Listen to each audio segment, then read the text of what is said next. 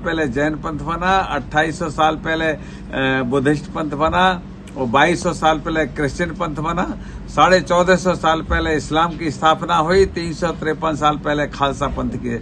ये सारे जो पंथ बने हैं सब अपने आप को इनके महान पुरुषों ने बड़ा सोच समझ के बनाया था, परंतु आज उसका सबका दुरुपयोग हो रहा है। जैसे भी कलकत्ता में, आप तो ये बलात्कार की बात कर रहे हैं, कलकत्ता में एक मौलवी ने 4 महीने पहले अपनी सगी बेटी 16 साल की बेटी के साथ निकाह किया है। 4 महीने पहले, आप लोगों ने छापा है, वो तो टीवी पे भी दिखाया था।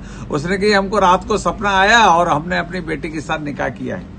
तो इसलिए ये दैत्यों के वंशज हैं, दैत्यों के वंशजों के आचरण के रूप में ये लोग काम करते हैं। तो ऐसे लोगों को भगवान माफ नहीं करेगा। ईश्वर के देरी हो सकती है, अंधेरी नहीं होगी। सर, कोलकाता में जिस तरीके से देखिए, ममता बनर्जी जो दैत्यों के वंशजों के सरदारनी हैं, क्योंकि उनको केवल वोट के खातिर न्याय की बात नहीं करनी। लेकिन एक भारतीय जनता पार्टी, आज बंगाल में जो हो रहा है, तो भारतीय जनता पार्टी के सिवा कोई विपक्षी पार्टी इसलिए नहीं बोली कि मुस्लिम वोट बिगड़ जाएगा। हम वोट के सौदागर नहीं है, हम न्याय के सौदागर हैं। हम चाहे धर्म पंथ कोई भी हो, हम न्याय करने के उसमें रहते हैं, क्योंकि न्याय मिलना चाहिए। मानव जाति में रह के न्याय नहीं मिला तो कब मिले? मैं बोलता हूं, मैं तो साफ बोलता हूं। देखियो, ये मैंने जो कहा आपको, इनकी सोच देखिए। शेख हसीना को शरण भारत के आदरणीय प्रधानमंत्री ने दी है, और कोई देश ने विश्व में उनको शरण नहीं दी।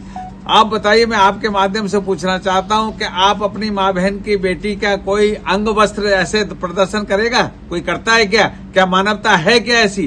तो ये दैत्यों के वंशज हैं, दैत्यों का इनका सोच है, इनका बलात्कार, इनका डकैती, चोरी, बदमाशी, इनकी वही प्रवृत्ति है। इस कारण अब शेख हसीना किसी की दादी होंगी, किसी की अम्मा होंगी, किसी की चाची होंगी, किसी की बड़ी ताई होंगी, और उनके अंग वस्त्रों का प्रदर्शन करना ये केवल दैत्य करते थे। सतयुग में भी दैत्य करते थे, द्वापर में भी दैत्य करते थे, त्रेता में भी दैत्य करते थे, और आज कलयुग है, कलयुग में भी दैत्य कर रहे हैं। तो ये दैत्यों के वंशज हैं। सर, उपचुनाव में किस तरीके से रणनीति रहेगी इस बार? उपचुनाव में हम 10 की 10 सीट जीतेंगे। हम लोगों से, क्योंकि आप पूछेंगे जरूर, हम लोगों से कुछ लोग नाराज थे, जनता नाराज थी। हमको सबक सिखाने के लिए 33 सीटें दी हैं, इसलिए हम सबक सीख गए उनसे। जो गलतियां हैं पुनरावृत्ति नहीं होगी। हम 10 की 10 सीट जीतेंगे। सर, सुबह का भूला शाम को घर आ जाए तो भूला नहीं कहा जाता। हम लोगों ने अपनी गलतियों को सुधार किया है, इस कारण 10 की 10 सीट जीतेंगे। सर, हिडनबर्ग को लेकर के बड़े देखिए, हिडनबर्ग तो ये देखिए, राहुल व्यक्ति जो है ना, न तो वो हिंदू है, न मुसलमान है, न क्रिश्चियन है, न ईसाई है। वो तो 5वीं कोई अलग कौम है। तो उन्हें हमारे देश में अस्थिरता पैदा करने के लिए उनकी सोच है, उनकी भावना। खुद माँ बेटे जमानत पे छूटे हुए हैं, और उसके बावजूद ऐसी स्थिति है।